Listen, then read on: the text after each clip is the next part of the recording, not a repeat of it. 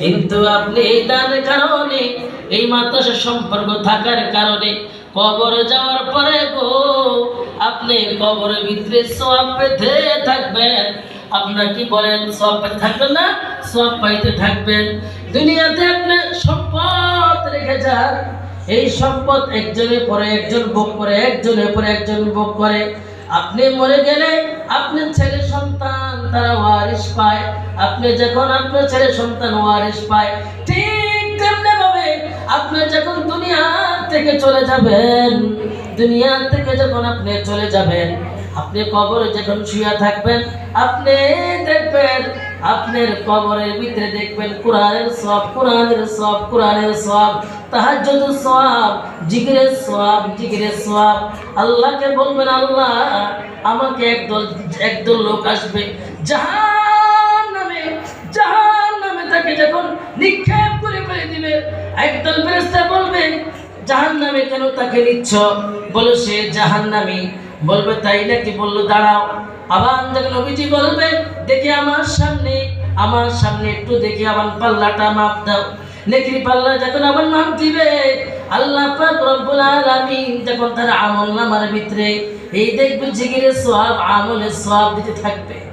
আল্লাহকে বলবো, আল্লাহ আমি জাহান্নামে যেতে চাইতাম, আল্লাহ আমার তো কোনো আমল নাই, কিছু পড়ালে দেখলাম আমার কোনো আমল নাই, আমার কোনো নেকি নাই, তাহলে আল্লাহ আমাকে কি হিসাবে তুমি জান্নাত দয়া করে মায়া করে তুমি দিলা?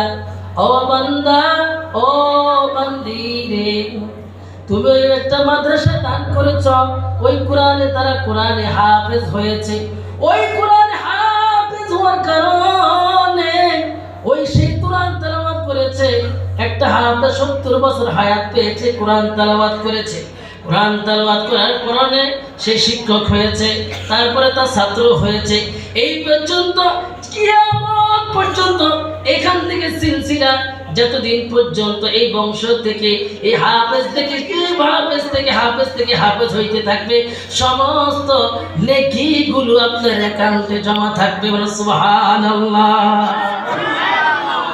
বুঝতে পেরেছেন? এখন বুঝে আসবে না, এখন বুঝে আসবে না।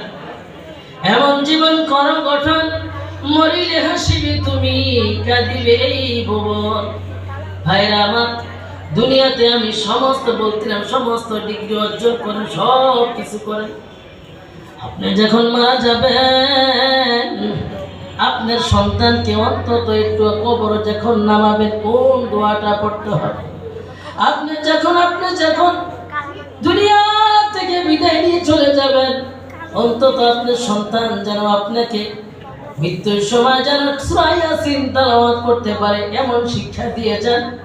আপনি যখন দুনিয়া থেকে বিদায় নিয়ে চলে যাবেন, সে গোসলটা যেন আপনার ছেলে সন্তানরা আপনাকে দোয়াইতে পারে, সেই ব্যবস্থা করে যান। ভাই, আপনি যখন দুনিয়াতে এতিম হয়ে কবরে পড়ে থাকবেন, বাজ বাগানে পড়ে থাকবেন, কেউ দেখবে না, ছেলে কান্না করবে কয়েকদিন, বৌমা ছেলেরা কয়েকদিন কান্নাকাটি করবে, 2-3 দিন পরে তারাও ভুলে যাবে, কেউ থাকবে না, কেউ থাকবে না।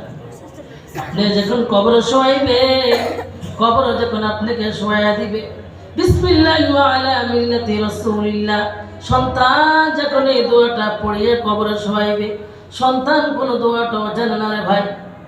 আপনাকে যখন মাটি দিয়ে দিবে, যখন মাটি দেওয়ার পর পড়বে মিনহা খলাকনাকুম ওয়া ফিহা নুঈদুকুম ওয়া মিনহা নুখরিজুকুম তারাতান উখরা, আপনি সন্তানরা এই দোয়াটা পড়তে পারলো না রে ভাই।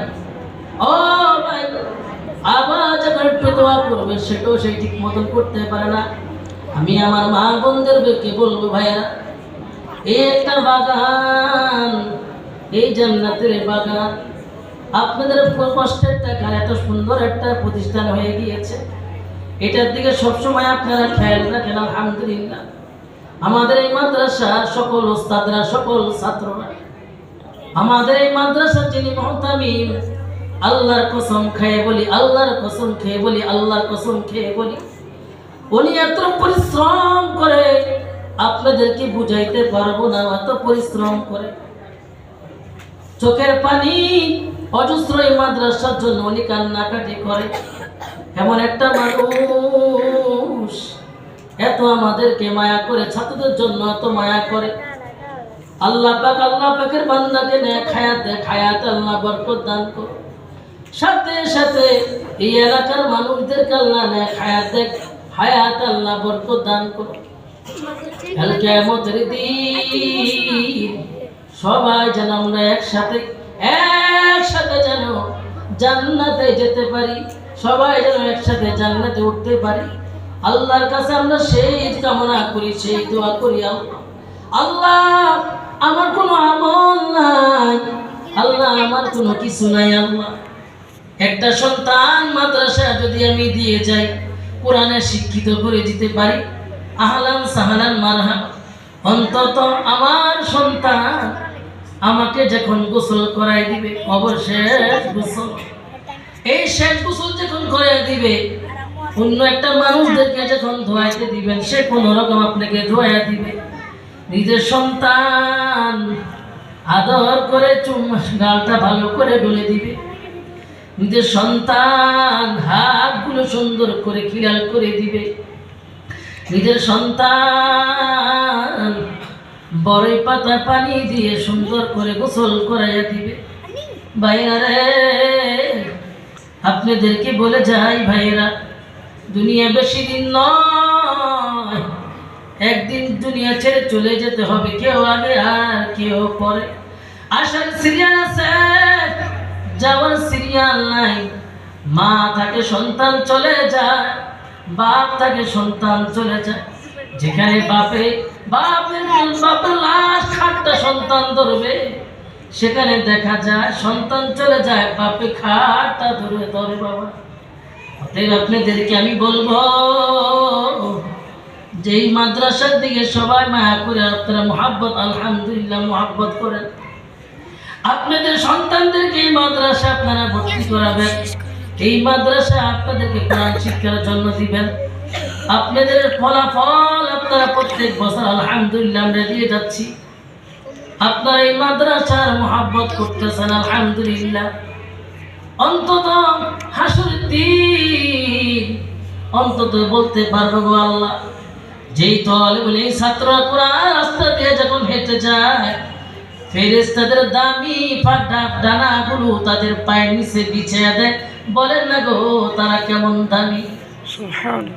দুনিয়াতে যত বড় স্কুলে পড়েন না কেন, যত বড় ভার্সিটি পড়েন না কেন, কোন সন্তান, কোন ফেরেশতা আপনার পার ভিতরে জান্নাতে ফেরেশতারা আপনাকে পরে ডানা বিছিয়ে দিবে না। আর তালেবুল ইলম ছাত্র, মাদ্রাসার ছাত্র যারা, তারা যখন রাস্তা দিয়ে হেঁটে যায়, ফেরেশতাদের দামি ডানাগুলি বিছিয়ে দেবে। সুবহানাল্লাহ। আল্লাহ পাক সবাইকে কবুল করুন, আমিন। ওয়া আখিরু দাওয়ানা আলহামদুলিল্লাহি রাব্বিল আলামিন। আসসালামু আলাইকুম ওয়া রাহমাতুল্লাহ।